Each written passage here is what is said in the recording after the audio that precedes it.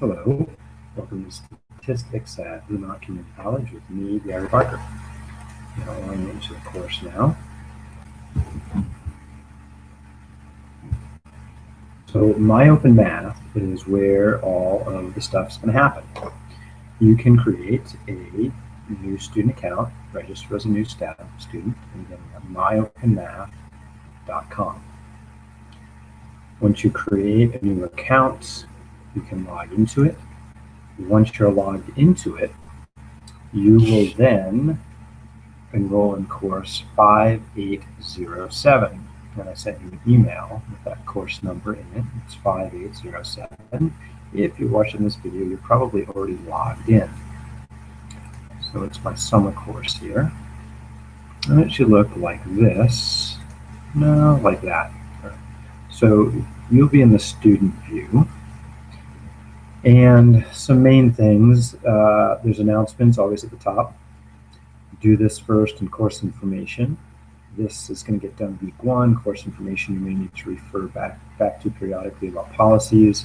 There are 12 experiences for this course. We will get these done in 10 weeks, which means we will do 1 to 2 a week. There's a place to do messages here, where you can reply to me and I can reply to you.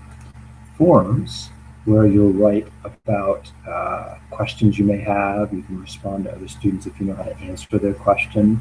There's a critical exercise for each of these that will be graded. Calendar that shows what's going to be due when. Due dates are on Saturday, except for the final exam, which is Thursday of the 10th week of class. And in your grade book, and again, I'm not a student, so I'm not seeing anything, is where you'll see information about things that were graded. Clicking on those items in the grade book will show you more details about them, like what went right and what did not. Back to the course. So there'll be breadcrumbs in this blue bar across the top here. If you're into some detail of a particular thing, you can always use the breadcrumbs to jump back to a different part of the course or to your home page if you have multiple courses in MyOpenMath. Announcements can be expanded and contracted. Introductory announcement, week 1 announcement. So there'll be a new announcement every week, and sometimes I'll throw in some extra stuff there. You should check the messages and forums regularly. If there's a new message or a new forum post, there'll be a flag for them here. Under Do This First, there's the link to this video, information about course navigation, which I just went over most of. Your first assignment is to do an autobiography about yourself by clicking on autobiographies, then add a new thread and submit it. You can upload a picture of yourself here if you wish. Syllabus, good thing to read that. There'll be a quiz on the syllabus here. Information on how to enter answers in MyOpenMath. And this is very important to go through so you know how to type stuff. One important thing, you're going to type all kinds of things, numbers and equations and words and stuff. Sometimes there'll be a preview button if you type something fancy. Often you just submit it and get some feedback. For most problems, you get 3 tries on it. If you get it right on the first try, you're done, or you can try a similar question. At the 3rd try, you'll be given the correct answer, and then you can try a similar problem. You can do that over and over again until you get it right. So if it's some fancy math like this right here, you'll be given the option to preview it to see if it looks right.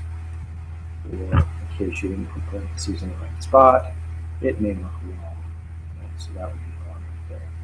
And so the preview button can help to see if things look the way you hope they do when you type them in. And you'll get used to that. You will have to type some interesting answers in the future, but we're not going to do much algebra here. Let's see, information about the equation editor, which is kind of nice. You will need technology for this class. It's online, so you don't have regular access to a computer and the internet. You'll need a spreadsheet. I used to use Microsoft Office until I discovered OpenOffice. Eventually, Google came up with Google Docs, which expanded into Google Spreadsheets, and I now use Google Spreadsheets much more than I use Excel or OpenOffice. So if you already have Excel and you're used to it, great. If you've never used a spreadsheet, there'll be some tutorial videos coming up on how to work with a spreadsheet.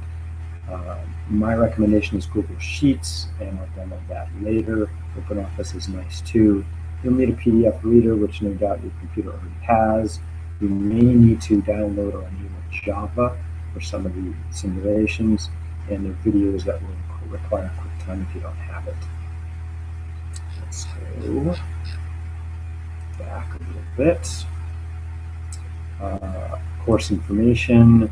You'll find the weekly calendar, what we're going to do each week, which sections in the book we're covering. We've got the printable version of that here, information about me and how to contact me. The textbook is open source, which for you means it's essentially free or pretty damn cheap, 35 bucks, $33.50 from the bookstore. Delivered from Amazon, it's probably around 35.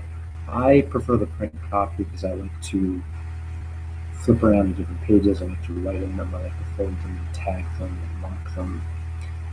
PDF version is available from OpenStax. There's also a web view that's quite nice. Other accessibility versions here, and there's an ebook version here you can pay for, and a free ebook available from OpenStax. The only thing that's different about the ebook and the web book is the problem numbering is a little bit different, although everything is still in the same order. Reminder that you will need a spreadsheet for this class. A calculator is handy. I almost never use a calculator for math these days. I usually know a computer, and so I use computer calculators or smartphone or tablet calculators. So if you need a tip on a smartphone or tablet calculators, let me know. There aren't any very good spreadsheet apps for calculators and phones. They exist, but they still kind of suck. Mr. Watts, who created a lot of this site, has a video about getting a spreadsheet. I have one I'll post also. There'll be videos from me, Mr. Watts, and the author of the textbook, Olowski. Again, there's units for each major topic we're doing. Late passes. So there are due dates for the course. So for example, I expect you to have the syllabus quiz, the autobiography, and the Experience 1 homework done by June 27th. If you are not able to get the homework done, then you can apply a late pass.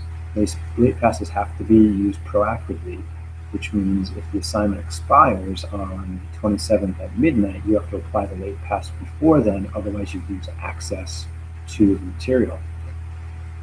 You can, however, email me if you miss a date and forget to do a late pass. However, I will charge you an extra late pass for that.